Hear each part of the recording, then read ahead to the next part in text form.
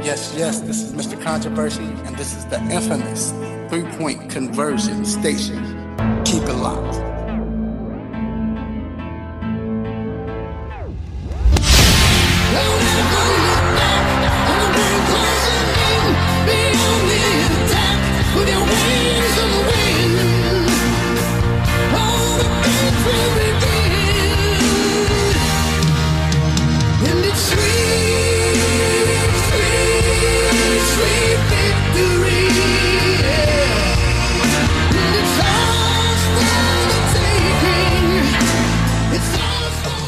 From coast to coast, representing all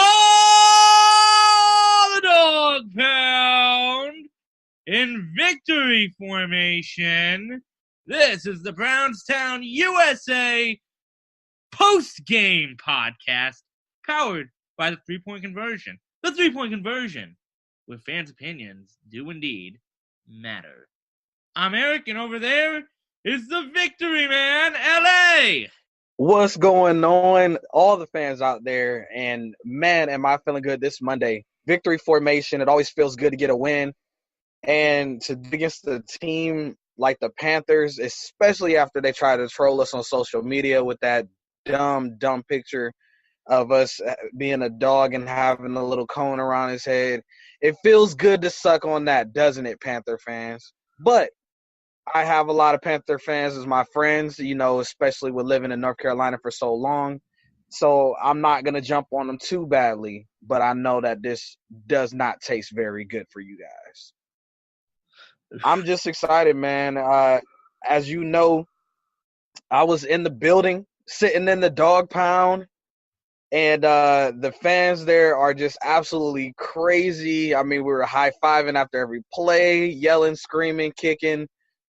I mean, I think I even seen a old lady get pushed over. I mean, it was amazing. Well, the thing is, that game yesterday was crazy. So I got to ask, you sat in the dog pound. I was there, God, like 3-4 years ago. Last time we played the Raiders when we were at home. So I got to ask, being there, how did it feel being in the dog pound as opposed to, like, the other parts of the stadium?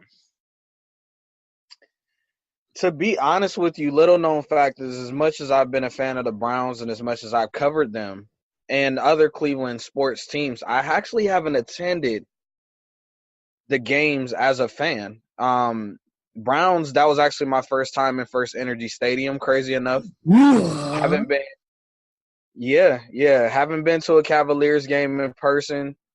So I've been like media as far as covering, you know, on the outside looking in, but I've never experienced it as a fan. So pretty crazy. Just overall, just walking to the stadium with other Browns fans, the people selling stuff on the side of the road, T-shirts, tickets, necklaces, Baker Mayfield T-shirts, jerseys, coats. I mean, just the entire energy, man, was off the chain. So let me ask you then, when you were there, did you go out and buy one of the $2 jerseys that they had on the side of the road? The $2. No, I did not buy any. I did not buy any stuff on the side of the road at all because they didn't take debit cards. So if they did, if somebody was setting up out there, look, if somebody was out there with a Square reader, I would have been cool. We would have been good. If they took Cash App, we would have been good. So, you know, just a little tip to the side people out there, you know, update your payment options. I mean, you're paying $1 to $3 for a Brandon Whedon jersey out there. Yeah, whatever. I mean, anyways, no Brandon Whedon jerseys, man. Crazy enough, no Brandon Whedon jerseys. It was actually pretty much updated, man. You know, I think the oldest jersey I seen was maybe a Northcutt jersey. Yeah, that'd be the jersey I'd probably get. Just because I liked Northcutt back in the day. He was my go-to. He wasn't bad. What? I said he wasn't bad. No, not at all. He's the one receiver. Okay, sorry, one of the two receivers I have to have when I do a Madden franchise draft. It's either Well, him. I mean, he wasn't bad as far as like the person. Okay, now Oh, yeah. on the field and stuff like that. No, Okay. he was more of a returner, but Yeah. Anyways, so what we got going on coming up next, we'll have analysis as well as something that hasn't been done since 1975. We'll also have our studs and duds. Baker Mayfield during the postgame during the postgame press conference said something very interesting.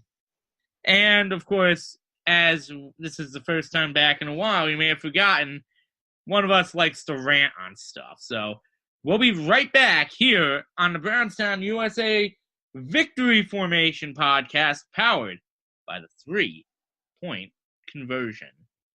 We'll be right back. What's up, man? It's Metal World P. Shout out to the 3-point conversion radio.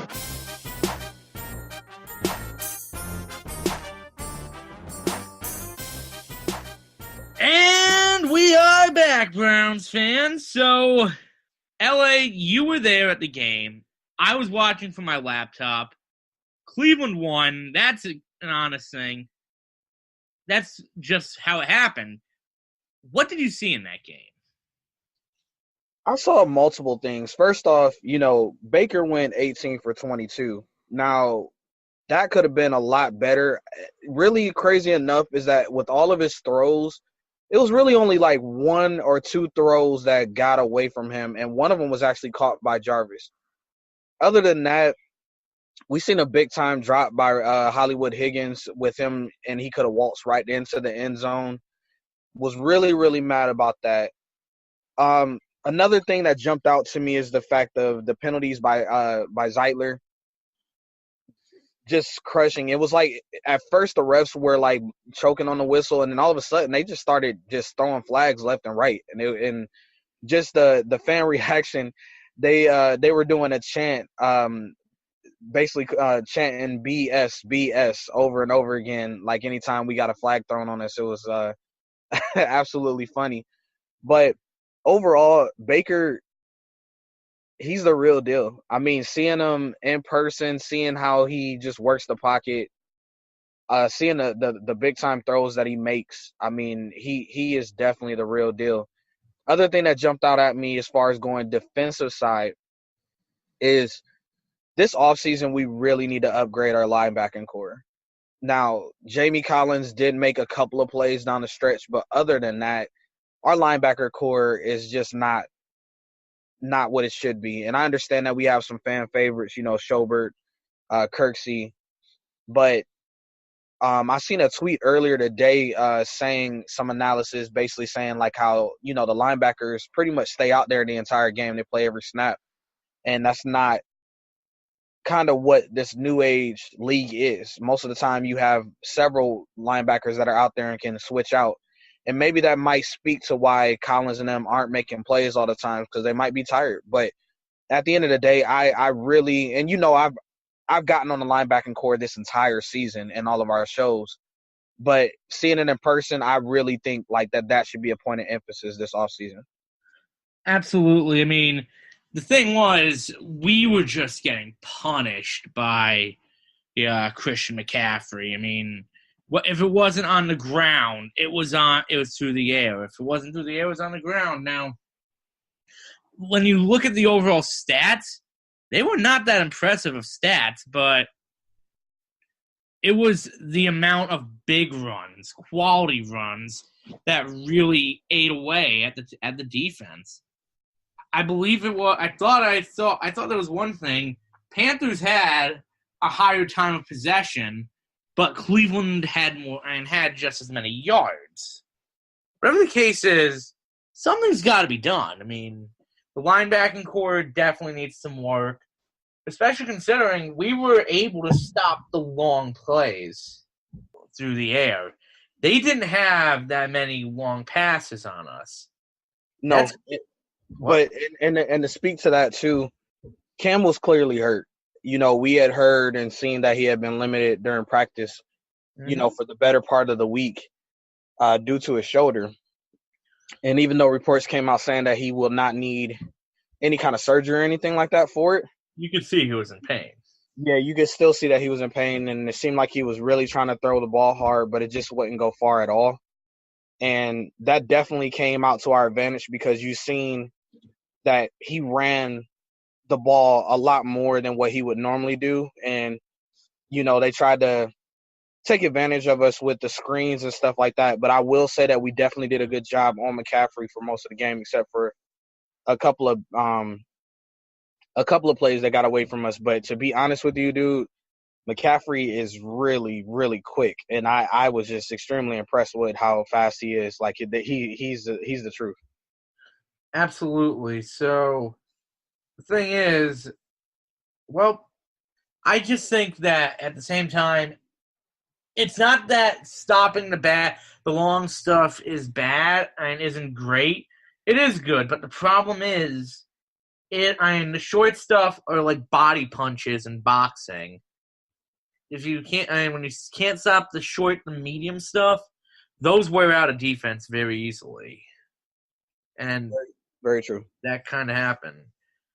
Something else that I did notice with this whole thing was it seemed like this was the first time that we really saw more penalties from the Browns. I mean, well, like I said again, it was kind of crazy because at first the refs weren't calling that much at all, and I remember looking up and I was like, man, we only got 3 penalties for like 30-something yards at first, and then that second half, man. I mean, actually on both sides of it, with the Panthers and with us, they were just pulling out the flags. And the bad part was the penalties weren't really that egregious, but there was one I know specifically that got the whole entire stadium uproar.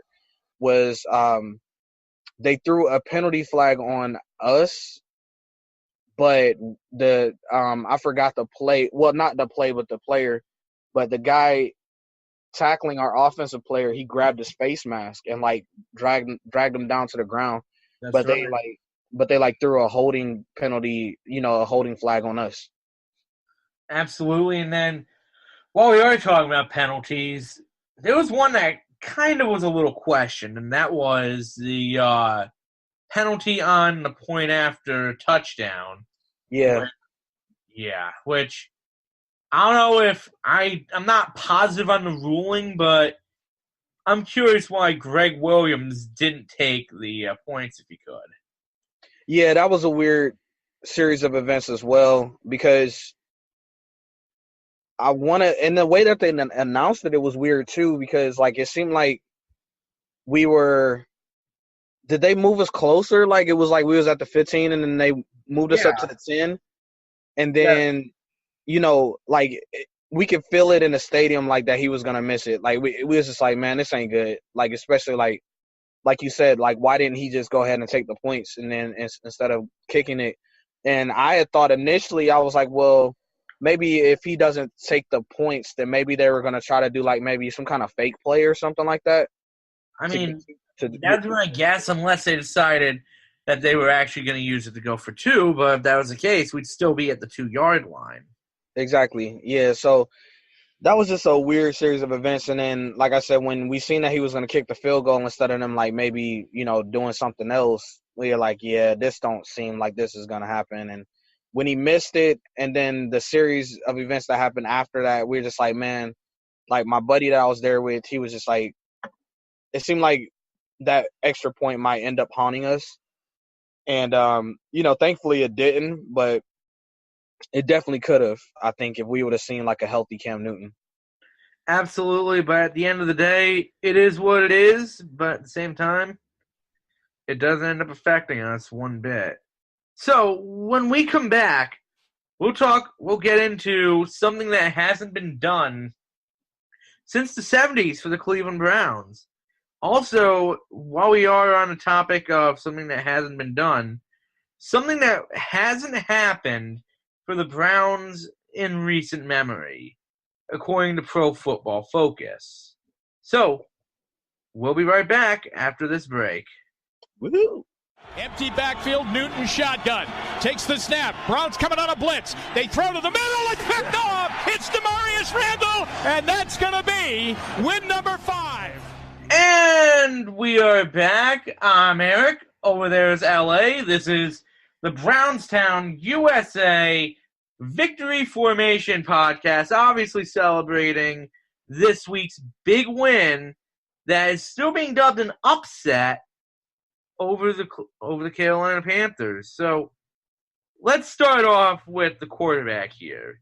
So, as everybody knows, a lot of people use the Pro Football Focus. It measures how good a player has been. Some people find it to be BS.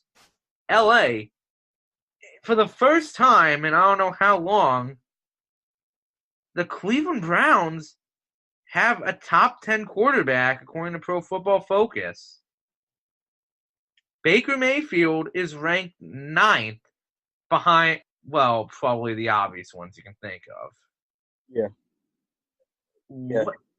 What do you think of that? I mean, we have not been able to say anything like this in ever.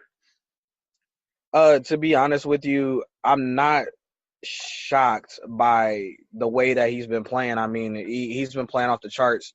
Extremely efficient, extremely accurate, and that's everything that we heard about him leading into this year in the first place, is that he had an extremely accurate arm. I think the surprise is the more so of how big and how strong his arm is compared to the accuracy, but I'm not surprised in the least bit. Like I said again, it's one thing to see him on TV, to break down his tape and all of that, but to see it live and in person, I mean, this guy is absolutely the part.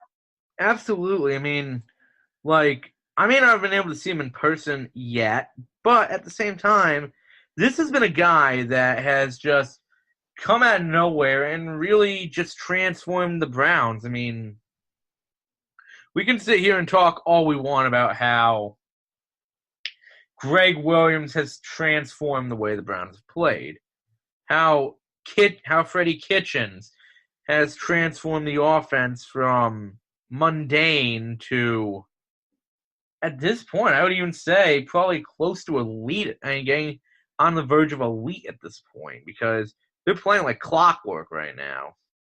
Yeah, to speak on that, man, is the big thing too is that when you're sitting there, the former Browns teams, or even earlier in the season, you would kind of be scared when they would be in 3rd down and 6 or 3rd down and 7, because you're just thinking like, yeah, we're going to get like maybe 2 or 3 yards.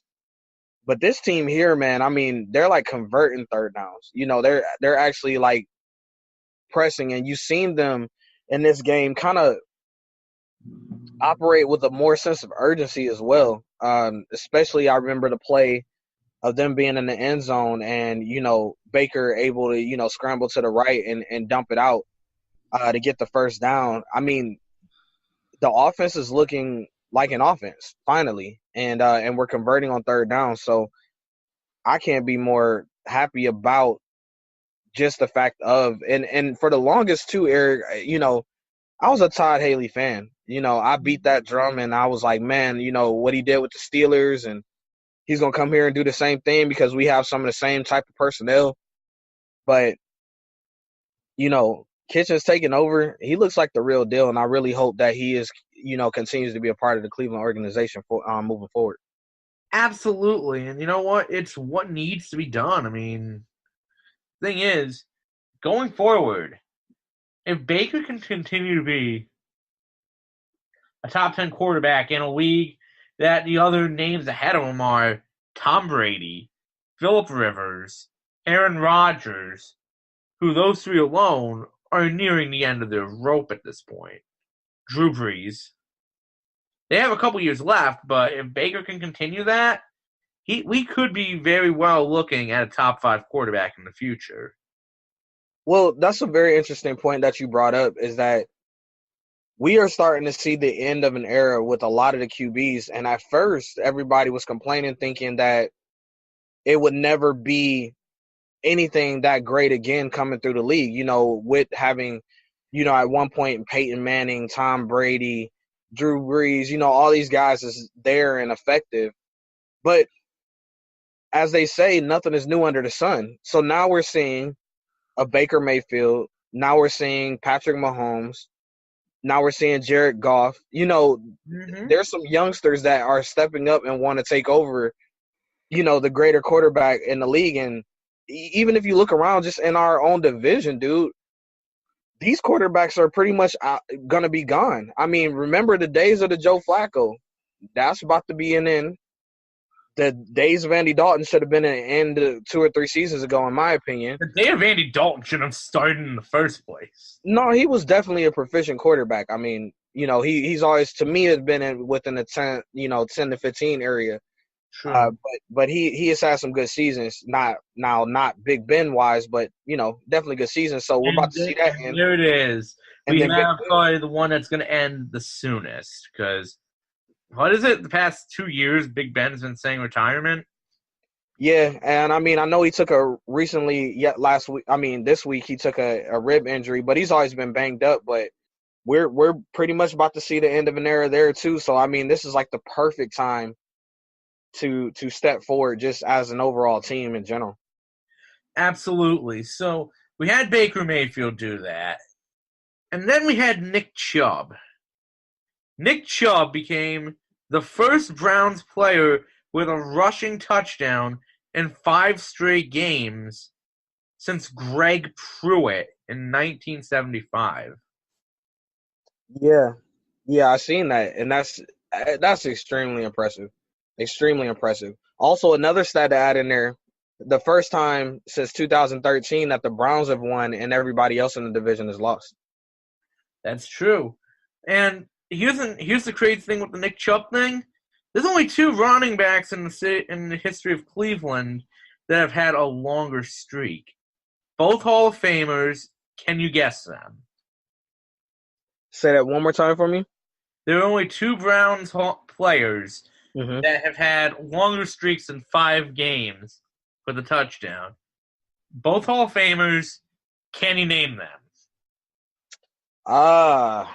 The one I will go ahead and throw out there is Jim Brown. That's one of them. The second one's a little tricky, but I'm sure you'll get it. I'm sure I won't. Go ahead and throw it out there. It's not Ernest Biner. What if I said Leroy Kelly? Leroy Kelly, wow. So, what a blast from the past. Yeah, that's the thing, though. I mean, a lot of people are talking about just how great this past draft has been.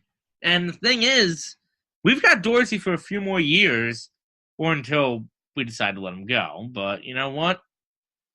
The thing is, it actually is starting to show the culture that's trying to be built here. And for the first time since the 80s, you can be excited that the Browns are actually doing it the right way. LA, we're 2 games out of the division right now. I'm not saying we're going to win the division. Don't take that in that way. Well, but, you know what will have to happen for us to win the division, right? Believe it or not, that's still easier than trying to win the wild card for us. But well, I'm saying, for us to win the division, just to throw out there to the fans, we would have to win out, of course, and then the Steelers will have to lose out. They'd have to lose out, and I think the Ravens would also have to lose out. No, not for us to win the division. That's more playoff type things. But for us to win the division, the Steelers have to lose out. Now, our trickiest game is going to be Denver, of course, on Saturday. The Steelers, they face New Orleans. Dang, I just had it in my head. I know they face New Orleans. They face the Bengals, which is the one that I was just like, well, they're not going to probably lose that one. But I believe it's New Orleans and New England. New England, that's right, yeah. So they very much could lose to New England and to New Orleans, but I just do not see them losing to the Bengals. Here's the thing. My thing with that is also, the only nice thing about that is when that Bengals game is. It's the last game of the year. So the thing is, as much as I'm not saying, like I said, I'm not saying we're going to make the playoffs here or win the division. That would be a lot more pressure on the Steelers, though, because we'd be playing the Ravens, which that's already a high-pressure game because of the rivalry. Steelers, for some reason, have not always had the best luck when it's come down to the last game of the year. Well, it's not that, Eric. It's more so that the Steelers never really had nothing to play for the last game of the season. Like, I mean, they usually already have the division locked up. They already know what they're going to do as far as playoffs. And so that last game, they always have their backup quarterback in and, you know, whatever scrubs they can get off the street to play the game. And it never really meant anything for them. So this is going to be the first time in a long time that the Steelers will be playing for something this late in the season. Absolutely. I mean, the thing is, it's a very real possibility right now. Likely, probably not. But you know what? It's a very real opportunity. The last time we could have said that was the Mike Pettin era of the Cleveland Browns in that first year. So, absolutely. So enjoy it now, and also enjoy this quick little break that we're going to take, and then we'll talk about studs and duds. Studs and duds. So, we will be right back here on the Brownstown USA podcast, powered by the 3-point conversion. We'll be right back. Is there any doubt how good we could be? Now listen to me. When you watch the film tomorrow, okay, you got the day off. We got a short week. You got to watch the film. Listen to me. It's about us. It's not about them. And we got to make sure we understand what can I do not to even be close. But when we play this hard and we play this much together, this team can be as good as you want it to be. Okay? Now listen to me. We got a short week. We go on the road and we keep this sumbitch rolling. Yes, sir. 1, 2, 3. Come get some. So, do you have an opinion? Do you want it to matter? Then you need to subscribe to the 3-point conversion. You hear us every week talk about how they power us. But guess what? If you're not subscribed, then your opinion might not matter as much.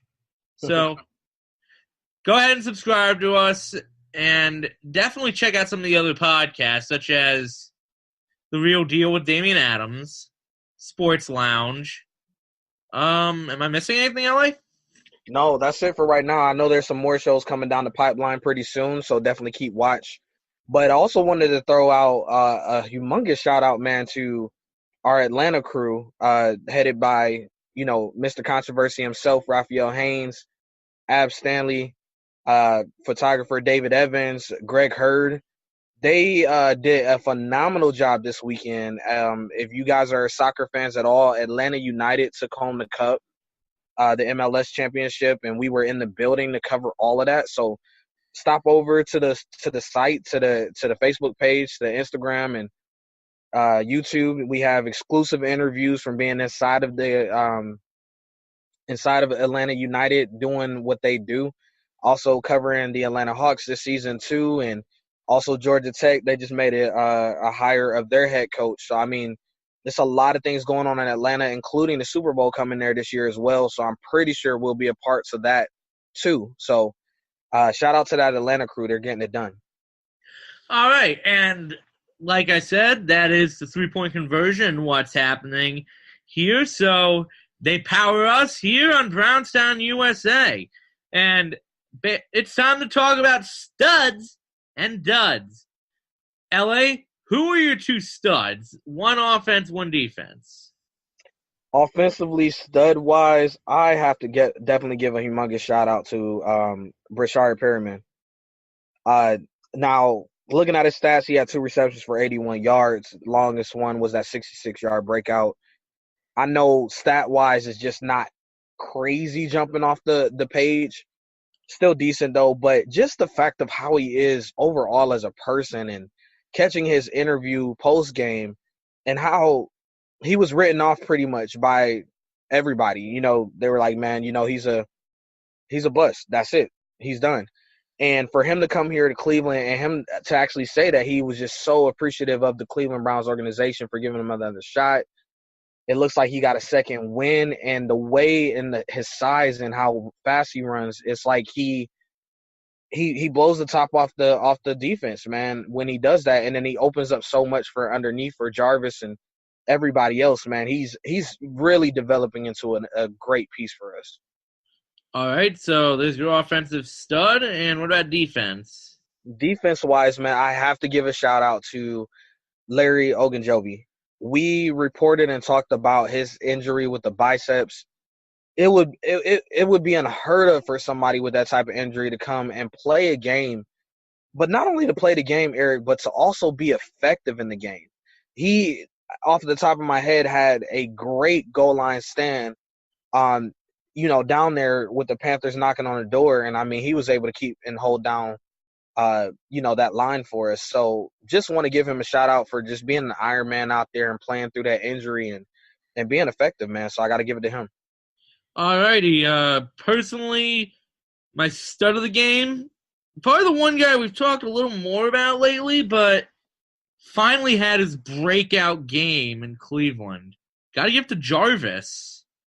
Juice, from the trick plays, this guy balled out this week. Fair enough. And you know what? It's finally nice to see that. Perriman is a fantastic choice, though, just because first play of the game, that was nearly a touchdown. Right. And then defensively, I got to give it to Randall on this one. I mean, he had a few plays, but the guy, there's something about his demeanor here in Cleveland. It's kind of the same way with Perriman because, well, people didn't like Randall out in Green Bay from what it sounded like. They want him gone. He comes in. Guy's been a leader on this team. Absolutely.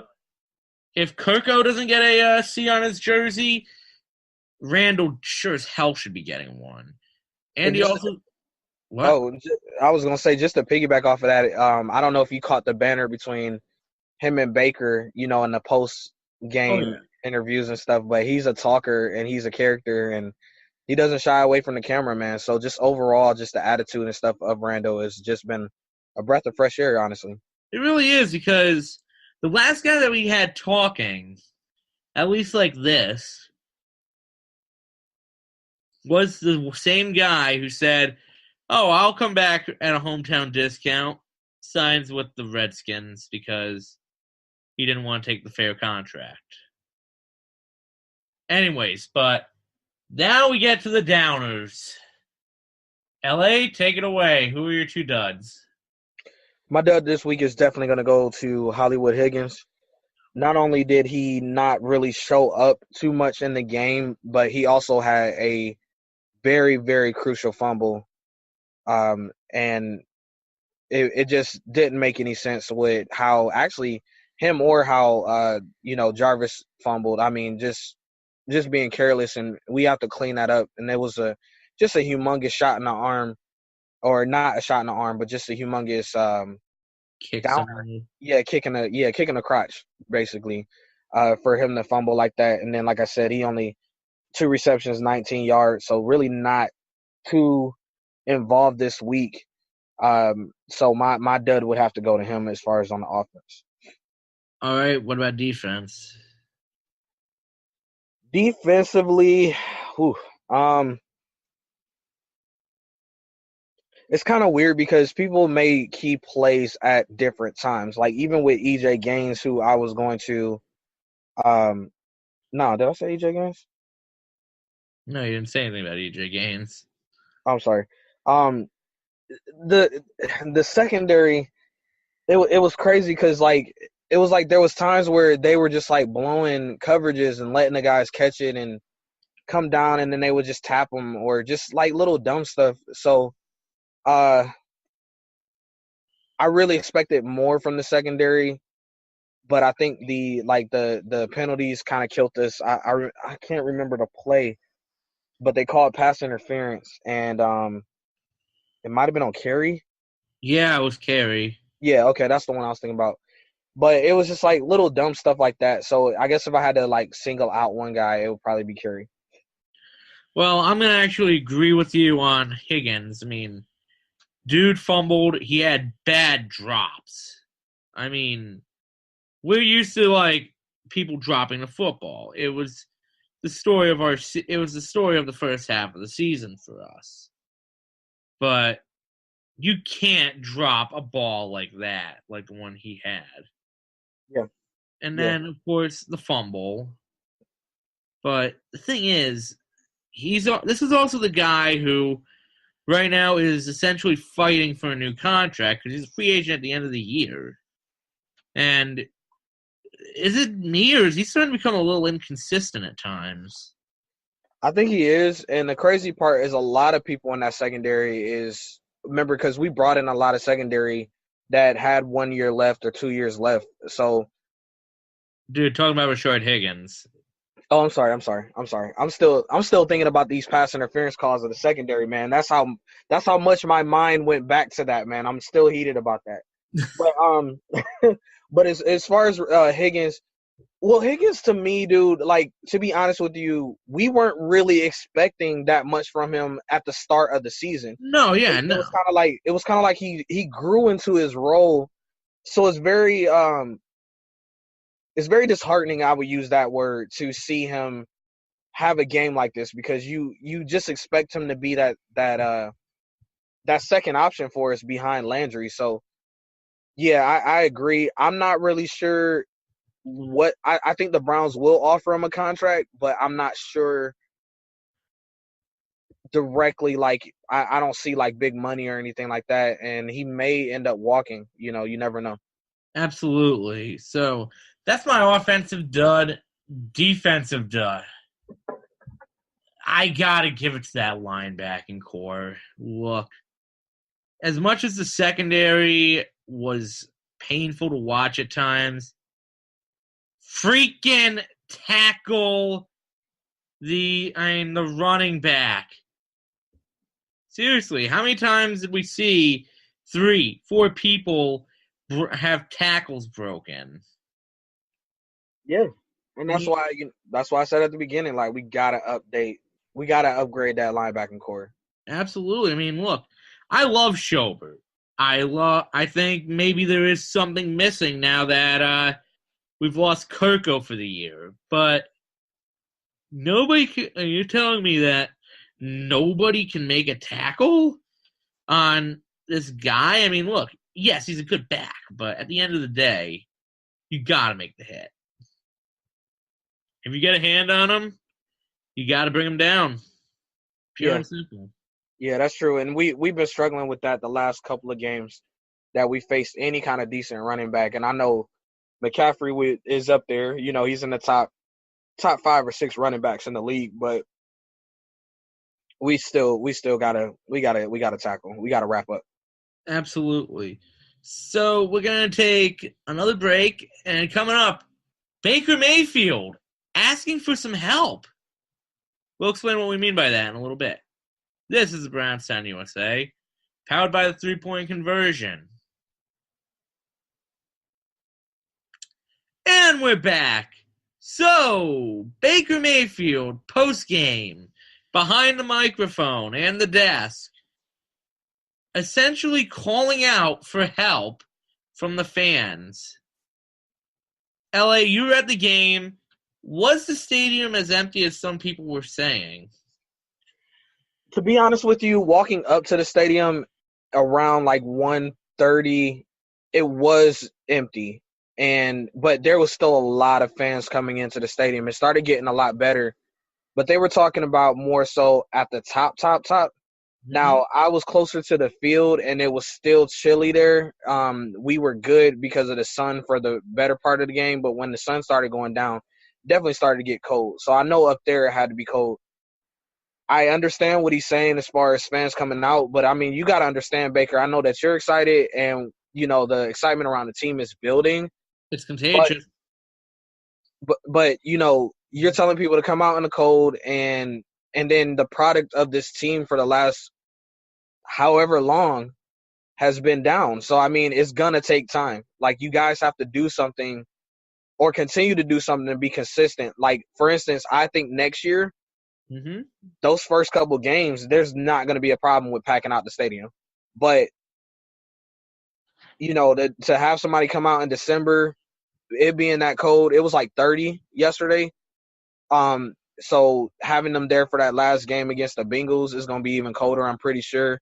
And that wind coming off the lake right there was no joke. So I get it, Baker, but at the same time, man, you got to just keep winning, man, to bring people back.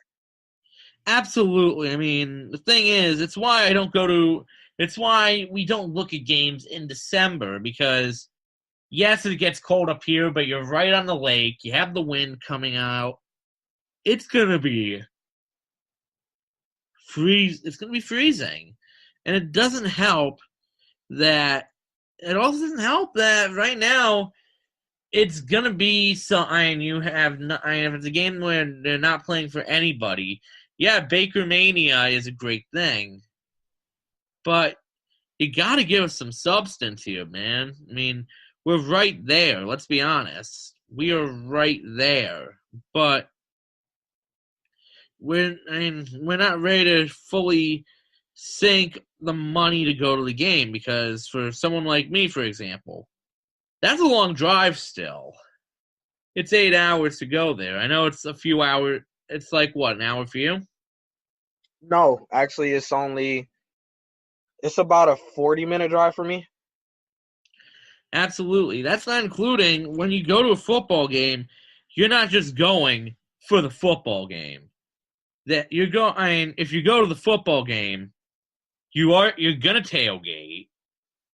Usually when you tailgate, you gotta bring food with you because it's a whole community out there.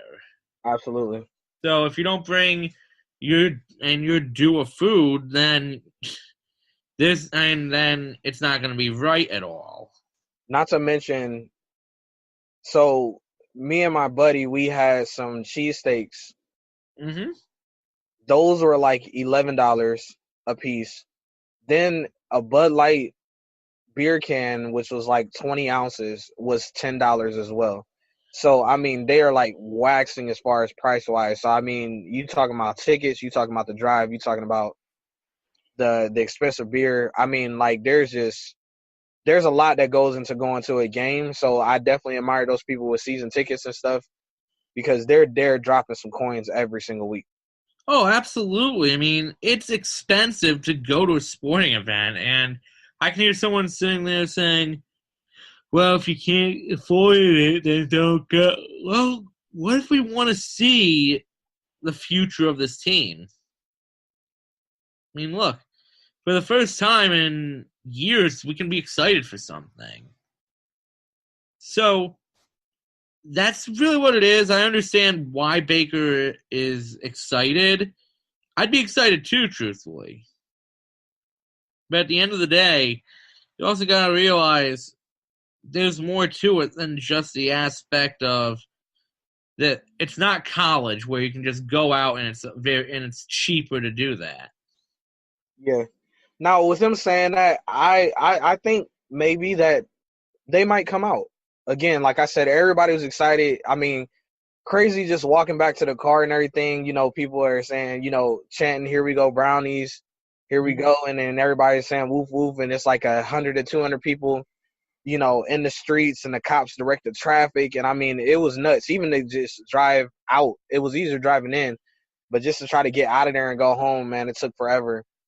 But I honestly think that this time, I mean, with him coming out and saying that, and I can't recall a player asking that in a long time. So normally our fans respond to stuff like that, and I kind of feel like we'll show up for him. All right. So before we wrap up, we always have to talk about that one thing that's lurking in the back of one of our minds. That one thing that you can't help but think, what the beep? We're, of course, talking about the rant, and that's coming up right after this break. What up, sports fans? It's your boy Damian Adams from The Real Deal with Damian Adams. Now, you can catch my show weekly here on the 3-Point Conversion station. I'm always bringing that real sports talk for the real sports fan. But if you're hearing my voice right now, that means you're living life correctly, because you're listening to Brownstown with my man L.A. and Eric. Make sure you stay tuned Tell your friends about the show because you know they bringing that real for you, that knowledge for you here on Brownstown. And we are back. Brownstown USA, powered by the 3-point conversion. Again, hop over to the 3-point conversion and check out all your local and worldwide sports news. We're doing it. We're doing it big. The website, Facebook, Twitter, Instagram, whatever you have, we got it for you. And it's where fans' opinions matter. So, guys, we just got done wrapping up. Baker Mayfield is putting out an APB to all the fans all around the country to come and pack out that stadium for the Cincinnati Bengals' final home game. So make sure that you're there and in the building. And who knows, you might see one of us. So with that being said, we have our infamous rant. And this week's rant, because I think I took the last one, Eric is going to take up this one, and I cannot wait to hear what is in the back of his mind, just bugging him. So, as we always do for the rant, we time this. Each person or the person that is doing the rant that day gets a respective minute to go ahead and just bare a soul. Just put it out there. So, I got the timer ready. Eric, are you ready? I'm ready. All right, and 5, 4, 3, 2, and 1. So, we've had Greg Williams for, I believe he's lost 1 or 2 games right now. 2 games? Okay. So, how is it that right now he's 3-2, 5 games, and we're still talking about Hugh Jackson here in Cleveland? There are people right now that I literally can pop on to Brown's Wire, Brown Zone, and they'll be sitting there talking about Hugh Jackson, and then I'll see the Hugh apologists. Hugh apologists, do me a favor. Realize, well, that he sucks. That's what it is. I'm sorry. Well, he put up 40 points against Oakland. The Helen Keller School for the Blind could put up 40 points against Oakland. Well, it's not his fault that they sucked. Yeah, Todd Haley. I don't give a damn what Todd Haley was doing. He could have been smoking crack on the sideline and hanging out with Josh Gordon, passing a blunt around. I wouldn't care. Hugh didn't take the responsibility. Stop apologizing for him. All right. Well, there you have it. Stop apologizing for Hugh. And as everybody in Cincinnati knows, ever since he's been back, they have done so well. Wait, they haven't. They have not. Oh. Right. So, look, sometimes, and I'm not saying that Hugh is not a good person. We're not talking about Hugh Jackson, the person, at all. We're talking about Hugh Jackson and what he produces on the football field. And I don't care what he did in the past. We know what he's done with the Cleveland Browns, and we know what he's doing with the Cincinnati Bengals. And, I mean, I'm going to tell you right now, Eric, if Cincinnati hires him as a coach, if he's still there after this season, you're going to laugh.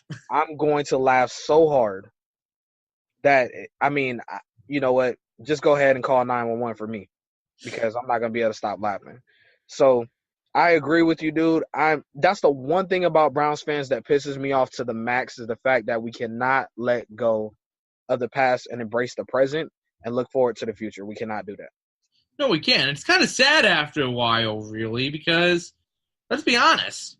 The future's bright here in Cleveland, and there's a difference between spoofing it and actually saying, well, Jackson could have done it better.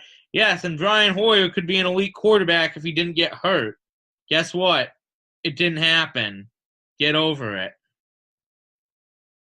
Absolutely. All righty, and with that, the show is over. So we will be back here later this week and to preview our second primetime game. And Absolutely. If I recall correctly, I don't know if it's accurate, I believe that this week might be another Color Rush game. I'm hoping so. It'll be fun. I know a lot of people was calling for it for the Cincinnati game.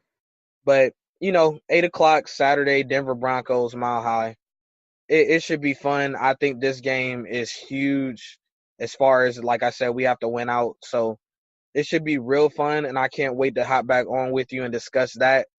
Make sure you follow us on Twitter. I am at LA_Broadus, and across from me, my man Eric is at I am Stoshball. And follow the show too at BrownsTownUSA. We've had some good polls go up. Eric, great poll this past week. Tremendous response from the fans. Seriously. I posted a video of of me singing in the stadium, so make sure you check that out. I had the caption that I'm the songbird of my generation, and I heard I'm that good. Okay, that good. So make sure you check it out. It's going viral as we speak, man. Over almost closing in on 3,000 views so far. So thank you very much for liking that. Absolutely. And don't forget to tell your friends about the page and about not just the Twitter, but also the Facebook group, because it is a fantastic community. I mean, we have some people that are the bad apples, but you know what? We don't like to talk about those. We like to put them in the Brownstown, USA community jail. Just kidding. But no, we have no problem with doing that at all. Oh, no. But, like, the thing is, we have people that are posting mock drafts because we are essentially in mock draft season at this point. We have people talking about... Oh, and PSA real quick, man. It is okay to talk about the draft, guys. I understand that before we normally didn't have, like, a good season, so we were talking about it week 1, week 2 about who we're going for, what quarterback. And I know that has put a stank on it. But guess what, guys? We have our quarterback. We have some humongous pieces. But it's still okay to talk about the draft. And especially with me and Eric, I mean, that's what we do. We're here to analyze the team. We're here to analyze all phases of the game. So whether it is on-field analysis or whether it is talking about what the team's plans are in the future, we still can be excited about this draft because I really feel like we can still get a good player, especially for what we need. It's going to happen. So we're going to talk about it, embrace all phases of the game as Brown fans, and let's just have some fun. Absolutely. Not to mention, as much as people may not want to think about it, we're not the only team thinking about the draft, obviously. I mean, obviously the bottom feeders are thinking about it right now, but even the higher echelon non-playoff teams are thinking about it. I know Broncos fans that are thinking about the playoffs right now. But you know what? At the end of the day, the thing is, our job is to talk about it, and you know what? We have people that want to talk about the playoffs. Don't be a douche about it. Absolutely. So, with all that said, this is your one-stop shop for celebrations, for everything Cleveland Browns. So, with that said, LA, any final words for the guys and gals? Thank you so much, Dog Pound, for embracing me and First Energy. Just like I said, a great environment. So, like I said, check me out on social media. I got pictures up and videos and all that good stuff of me being there, and just so much love. Like I said, fist pounding, hand smacking, slap hands. Oh, I almost got hit in the face by one of those T-shirt gun blasters. They were blasting T-shirts into the crowd, and I swear to you, my life flashed before my eyes, Eric. This T-shirt was coming at 100 miles an hour at me. I actually smacked it, and then so it ricocheted off of my hand and hit a security guard in the chest. And then this little kid with a Patriots jersey ran out and grabbed it and stole it. You know what? I'm more disappointed that the Patriots fan got it. Ugh. Yeah, that's what I'm saying. It was like the Patriots fan came out and stole the T-shirt, so we're not surprised by that at all. I hope that shirt was flat now. And I was actually looking for the kid afterwards, but we're gonna leave that alone. But yeah, so be careful with those T-shirt guns is what I'm trying to say. People can get hurt. All right, so that's LA. Just final word on my end. Well, here we go, folks. We're getting ready for the biggest game of the Browns season coming up. You're not gonna want to miss this. You're not gonna want to miss the pre-game podcast that comes out. Now, we come out usually maybe on Tuesdays and maybe on usually I think the schedule is Tuesday and Fridays for our releases. So keep it locked here on the 3-Point Conversion radio stations and podcast page. 'Cause you're not going to want to miss this, folks. So, for LA, I'm Eric. Later. Peace.